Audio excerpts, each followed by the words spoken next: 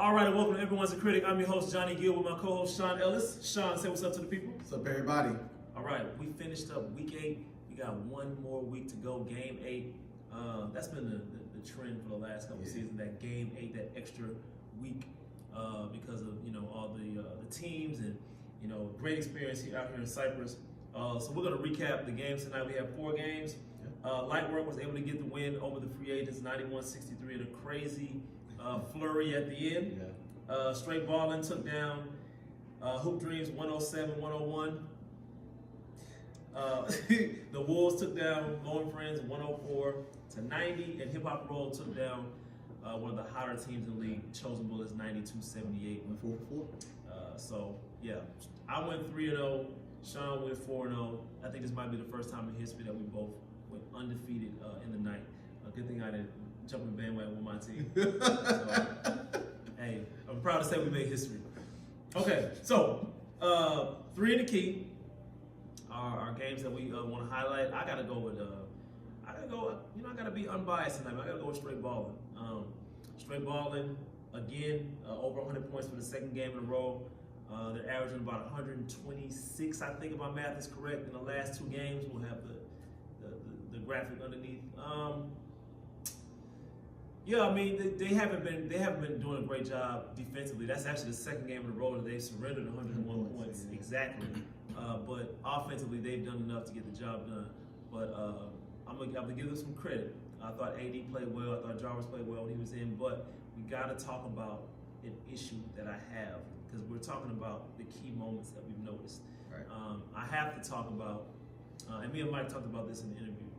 There's been 2 games in a row now where players have left prematurely, not because, hey guys, good job, I gotta go, we took care of business. It's been because of being disgruntled. Yeah, disgruntled, dysfunction. Dysfunction there, it started to rear its ugly head, and there's a lot of guys on that team that I really rock with. I really like their team. Been rocking with them for a while, actually. But this is not the time. We're just about wrapping up the season. Winding down. It's almost playoff time, and we're complaining about touches, complaining about not getting the ball when you're winning and you're in control. Last week they were up 30 when I believe it was Jarvis that left. No, not Jarvis. I'm sorry. It was AD. It was AD, and then today they were up 16, 18, and then Jarvis left. So they got to fix that. Yeah. They got to fix that. And as a player that was a part of those wins, it's got to feel frustrating. Yeah. Especially for somebody like Mike, who's been, Mike's been in these situations. Mike's still chasing the ring. He's still trying to get his first ring. He's been very, very close. Would have won with 3-D if he just showed up one game. He didn't make it that one game. So unfortunately, he wasn't a part of that championship run. So Mike's trying to get a championship. So I definitely feel for him. And these guys got to figure it out, man. AD's is it 2-time or 3-time? 2-time champion. 2-team champion, excuse me. I think he's 3. Actually, yeah, he might have won 3. He's won 3. He might have won 2 with Misfits. Yeah, he won 2 with Misfits and 1 with 3-D. So he's a 3-time champ with 2 different teams. He's trying to win his 3rd ring he's trying to win his 4th ring with a 3rd team. That would be a record, probably. It might be. We have to go back to the archive. Well, definitely in Cyprus. Oh, for sure. Now I'm pretty sure around Houston, no. Yeah. But definitely in Cyprus. So what's your take on it, Sean? I mean, it's not a good look. First, I always call AD a front runner, and for him to have an opportunity to be on 3 championship teams says that he can be a winner. But that's not winning behavior. That dysfunction. And granted, they were able to win a championship with some level of dysfunction when they were with 3-D. Yeah, but as Straight Ballin, guys in and out the lineup. It's guys getting mad when they don't get the ball, not getting a certain amount of shots. Look, that's the thing about teams, guys. Yes, you look out for yourself. And I understand it more as I coach, more so than I was a player, but I understood it as a player as well. Sometimes, at the end of the day, when you're a player and you play with other guys, if you want to win, you're going to have to sacrifice something. Jarvis might need to get up 20 shots, which takes away Mike from getting 20 shots, or takes away from AD getting 20 shots, or takes away from Jeff getting his 12 up, or whatever the case may be. It might be the high end that night where Chris got it going. He got to take 25 shots or whatever. He needs to initiate the offense. And I think sometimes, man, guys get so caught up in me, that you kind of forget, like, the thing that all of us want, because at the end of the day, all of us want to be able to score. All of us want stats, but you necessarily can't do that to win. But I know all of us should want to win. So what's that say about you as a player? Do you really want to win, or do you just want to get yours? You want to win on your terms. Oh, you want to win on your terms, you know? And you just have to be willing to make those sacrifices in order for your team to get to where it needs to be. And, you know, they're still learning a lot, so I think they're getting to know each other enough to where they're figuring out what works, but in the playoffs, it's not going to work. You can't get mad because a guy asked you to do something, or a guy asked you to hold this guy, or a guy tells you to do this, or a guy, you know, if you really want to win, and it's not just a straight ball thing. I see this for some other teams too, even with your team. Yeah. You know, if you want to win, you're going to have to sacrifice something from yourself and something from your game in order to win, probably. And, you know, guys have to be willing to do that. And so that's if I had any knock on straight balling right now, that would be my knock that I have on them.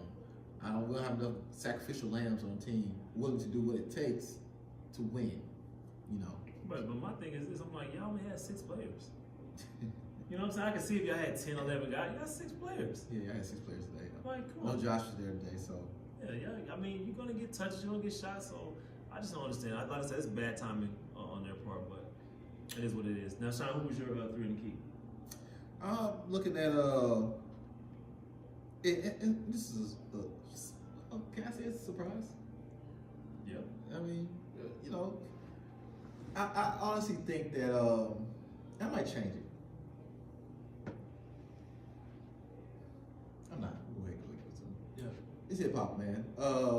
It was supposed to be the game of the night, but I picked them for a particular reason. Second week in a row that my team had the game of the night.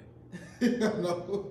Every other game was lopsided. Every other game was lopsided, and the game of the night, 2 nights in a row, at 10 o'clock, by the way, didn't turn out that way. But I'm going to get the hip hop, man.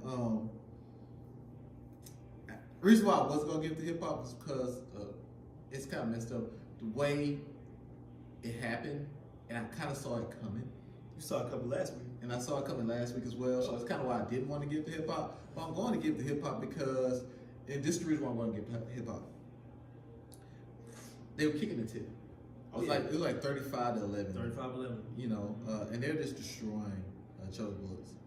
And I felt like Chosen Bullets would have a hangover from beating and ending Lightworks' 15-game winning streak. So I felt that hangover was coming.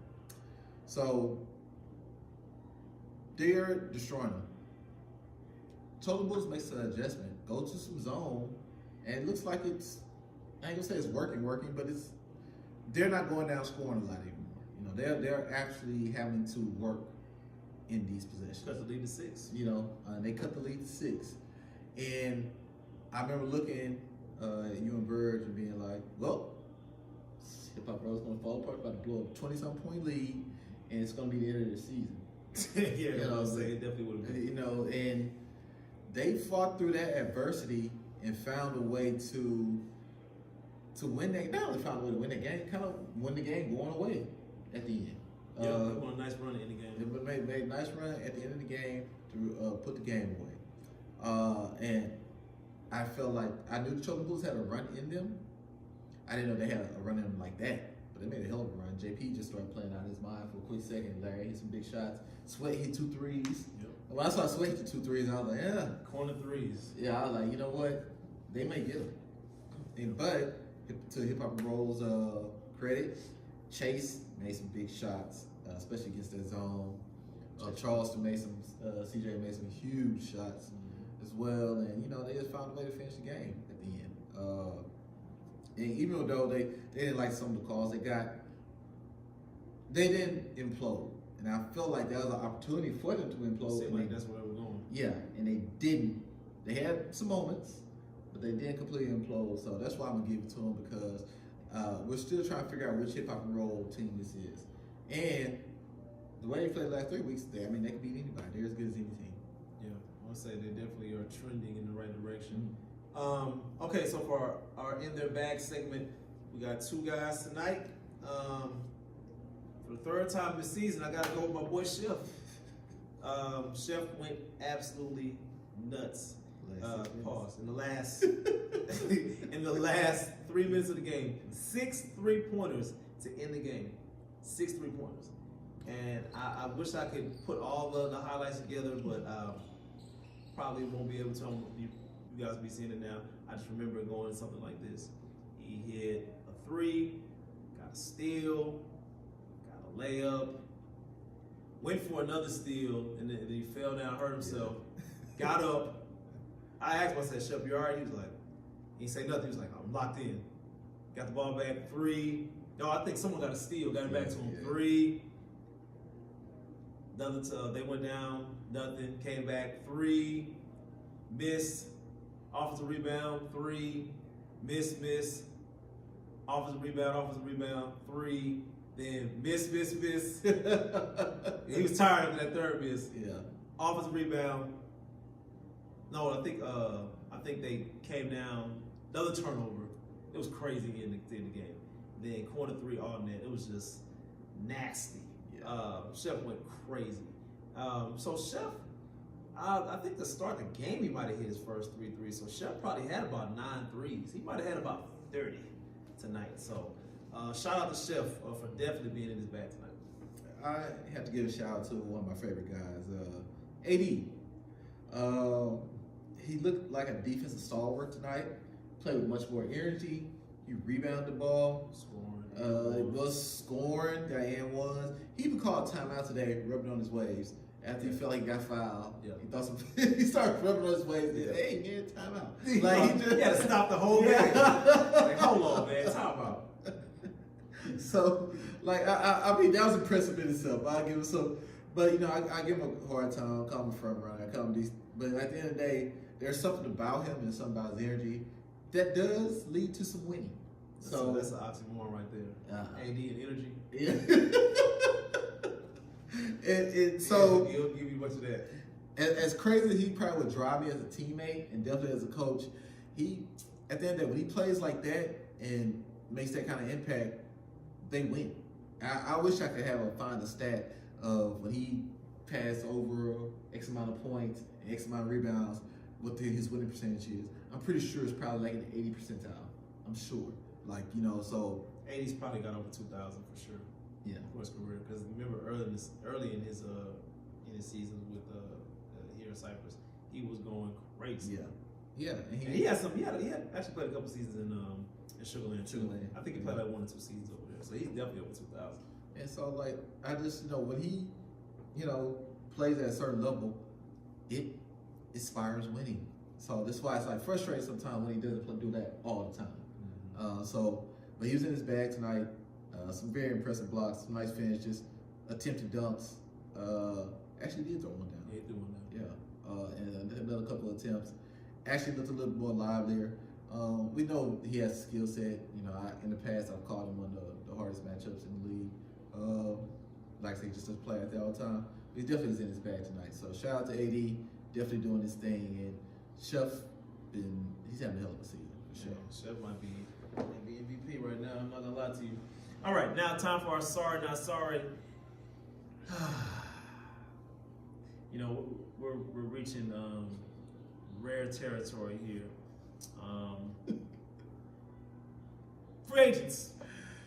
Come on, man. Unfortunately, the free agents, they're going to have to be our sorry for this week. Once again, and I thought they played Blackburn well. They played well. They played them well to start the game. But boy, that last fourth quarter, that last 5-6 minutes, it got ugly. It got spooky. Yeah. So, I mean, and a lot of it has to do with free agents not having any wins this season. That's another win. I mean, that's another loss on their belt, double digits, 28 points. They probably are leading the league in negative as far as oh yeah, without doubt. With the plus minus. Yeah. Well, not plus minus, with the differential. Yeah. Point differential. So. Yeah. I think they've had 3 close games. Yeah. Where they, all 3 of them, they probably could say they should have won. But them games that they got blown out.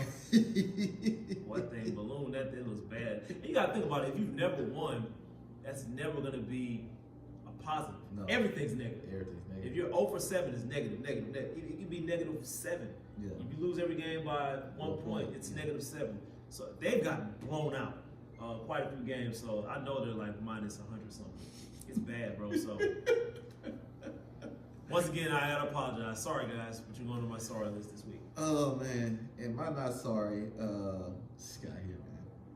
You know he really likes this. I don't take it enjoyment. Don't listen to Sean. I don't take it enjoyment in this. He really likes this. Sean gonna lie to you. He gonna say he gonna pick out to lose by 8, but he really believe he gonna lose by 30. This is how I'm telling y'all the truth. I never feel that way. but my not sorry is gonna go to I'm gonna shout out to hip hop, man. They're good. They're good, man. I already kind of gave you a whole soliloquy about them and this particular game, but after taking that second L that they took, they looked amazing. They took their second L, got a week off, had to sit on that L, and then has destroyed the competition the next 3 weeks. Okay, go ahead. I'm sorry. That was crazy. That was crazy. That was crazy. And so shout out to them, man. They're really kind of, what are their weaknesses now? Their only weakness. Yeah. Oh, you said what are their weaknesses? Yeah. They look like very many. Yeah. They're defending. They're scoring. They're sharing the ball. They have size. You know, They're shooting the ball well. So their weakness is really going to be about their character. Yeah. Not imploding. Yeah, not imploding and being able to stick it out, not being front runners. Not trying to work the referees. Yeah, you know, just playing ball and playing ball the right way and doing what you need to do to win games. But yeah, they're right in the mix. And like I said, hip hop and roll teams have been in the mix in the past, but no, they're really in the mix. They're a contender. They're one of the 3 best teams, and they're one of the teams I feel like could beat anybody, but they could possibly lose anybody too. Yeah, they still gotta go do it. Yeah, we just gotta go get it done. And like I said, if they have any weaknesses, I would say it would probably be character, not because they've shown faulty character. I just don't know yet. Yeah. We put them in tough enough situations. What stands out, you know? And it's just easy to kind of point fingers, blame. Yeah, just look at the 2 losses on the season. How did that go for them? Right. You know. There are a lot of finger pointing, and I'm not saying at each other. I'm just saying they're looking for somebody to blame. Yeah. You got to look in the mirror sometimes. So I put some adversity in hip hop and roll, and let's see if they can kill that narrative and actually fight through it. Because they're talented enough to do it. They've shown that they can do it. These last 3 games, they've definitely. And like I say, they've looked borderline flawless. Like I said, that's why today's game was so good and it felt special in a way because that opportunity to implode was there and they didn't. Exactly. They got to do that more. You know, so if they continue to do that, yeah, they'll be tough to beat, man. And you can see by the look, they just beat the team. They just beat the man that beat the man. Yeah. So that tells you what they are. So we'll see, man. But my not sorry goes to hip hop. They definitely deserve it. All right. And I give a short shout out to the Wolves too. You did show something after a devastating loss last week. In the manner that they lost to you guys, they came back this weekend and showed some good fight, man. And actually, was that a season 9, 104? I think so. Yeah. You know, they played well enough to really. If they play at that level, they're gonna compete. And I feel like this. I want to see them in the playoffs in the first round. Yeah, the Wolves are a dangerous team. They're dangerous. I don't expect them to win the championship, but they are dangerous. Yeah. So we'll see. Got Justin out there. He's a problem. Yeah, Justin, Faith, and even Cash. When Cash can get going sometimes. Like Cash had a run today where he hit like 3 threes in a row in like 35 seconds. Yeah, it was just like nuts. And they were all tough shots too. Yeah, you know. So okay. We'll see. Now, for our final topic tonight, we got trending topic. It's that time, Sean. We got March Madness. So it's time for everyone to be stressed out and, you know, your bracket be killed within the first 2 rounds. You know how it goes. Yeah. I'm going to be a homer. I'm going to go ahead and pick U of H. I actually only have 2 brackets. I have Auburn winning one, and I have U of H winning the other one. Go figure, 2 number 1 seeds. Probably not going to go that way. But I got to go with the home team, man. U of H, I pick them every year. Yeah. And every year it seems like they're going to win, and then something happens. But I'm rolling with the home team. I'm going to see if they can finally get over the hump. I really like Auburn, but the problem I have with A Auburn, bunch of old guys on the team. yeah, well, that's pretty much kind of like. I was like, okay, they got a lot of experience, but you know, they kind of remind me. So you remember when Virginia won that championship about 4 years ago? After they lost to They became the first team ever to lose to a 16 seed. They came and won that championship the next season. They kind of remind me of that team a little bit, in just a sense of you've never done it before. Yeah. Same thing with Auburn. They've never done it before. Football school. Yeah, it's football school. So they've never done it before. So it's kind of hard for me just to openly be like, yeah, Auburn's going to win. Because you've never done it before. But I kind of, watching them, and they're veterans, no, they're not really explosive, but they can be at times. Yeah. I kind of like them. I also like U of H as a homer. I want U of H to win. By the way, shout out to Vaughn, Auburn legend. Yeah, Auburn, yeah, our guy, Devon McCormick, yeah, definitely an Auburn guy. And then my sleeper, and this is a very biased sleeper. I'm just let you know now. I want North Carolina. This part of the reason. Hell no. This is the reason why I want North Carolina. So, West Virginia just made a big stink for the last 3-4 days. They did. About that they deserve to be in. That they deserve to be in. How people saying they deserve to be in over North Carolina. And then so what did North Carolina do? They go and respond and play San Diego State on Tuesday and just destroy San Diego State. So I'm just like, that's how you respond to that. Yeah. You know what I'm saying? That's how. And like I've been a North Carolina fan since I was a kid, so it made me feel really good. And just kind of see them kind of falling off the way they had the last 2 seasons after going to the national championship game, which they should have won. Yeah. Against Kansas a couple years ago. It was just kind of like, it was kind of refreshing seeing them, go out there and handle their business like that. Now I can't say what they're gonna do tomorrow, but I'm gonna be cheering for them. I'm gonna do nice if they can make it. If they can make it to the Final Four, I'm like, okay, West Virginia, what you gonna do that? Yeah, right. It's like, no, you weren't. So relax. Right, exactly. They just made such a big stink about it. I was just like, shut up, man. Like, was it? Did you say something about a lawsuit? Was they trying to? Yeah, they were. Yeah, like, I was like, come on, man. It's like basketball. Yeah, like, so I'm really hoping that North Carolina continues to have some level of success. That's nasty. Yeah, at least get to the Sweet 16. That'd be awesome. But I'm thinking Auburn, and even on the women's side. Oh, that's easy. Well, who you going with? I'm going with. I have 2 brackets. I got both teams being in the championship, and I just flipped it. So I got USC and South Carolina. Yeah, and I'm thinking. I have no upsets, by the way. Every higher seed's gonna win. Yeah, I mean, women's basketball is so top heavy that it's just like they don't really have upsets like that. I think I got one upset. I got the number 3 seed be the number 2 seed. Yeah, like if you're a good basketball player and you're a girl, you're gonna go to, SC, UConn, back in the day Tennessee. Yeah. You're just gonna go to those schools. I think Baylor had a little run for a little bit. Yeah. LSU is a hotbed right now. Notre Dame. Like you're just gonna go to one of those schools. So it's just kind of like they don't have no mid-majors. Yeah, they're not gonna have a mid-major. You'll never see a VCU or Valparaiso or anything like that in women's basketball. Make any noise. Like they're gonna make the tournament because they have to. Right. But they're not gonna make any noise. Yeah, they don't have any chance of actually having a good game against a 1 seed. It's just women's basketball. Or 2 seed. Or 3 seed. Or 3 seed. Or 4. Or honestly, it just don't. So it's just like that I think women's basketball. But like over the last couple years, they've had enough star power where it hasn't mattered as much. Yeah. With Angel Reese. They don't need a Cinderella story. Yeah, but but I think they would take it to the next level if they could have a March Madness tournament similar to the guys where those little guys actually have a shot. But yeah, I'm going with the same place. SC. I know you don't like this, but I'm hoping that Paige Beckers and UConn and Gino can make a run. Absolutely not. I actually absolutely not. would think that would be awesome. I know. Verge is on my side on that. Yeah. Absolutely not. I think that like Paige Beckers is going through a lot at UConn. She's been hurt a lot. She's been hurt, going through a couple knee surgeries. She was the number 1 female basketball player coming out of high school. And then Caitlin Clark and Angel Reese kind of took a little bit of her steam a little bit because of the injuries. And now Juju. And now the Juju comes along. So I think it would be really nice if Paige could kind of have a great tournament and kind of end her college career. Didn't they match up in the tournament last year? UConn and USC. Yeah, and UConn beat them. And UConn won. Yeah. Mm-hmm. So I mean, it'd be nice to match them again, you know.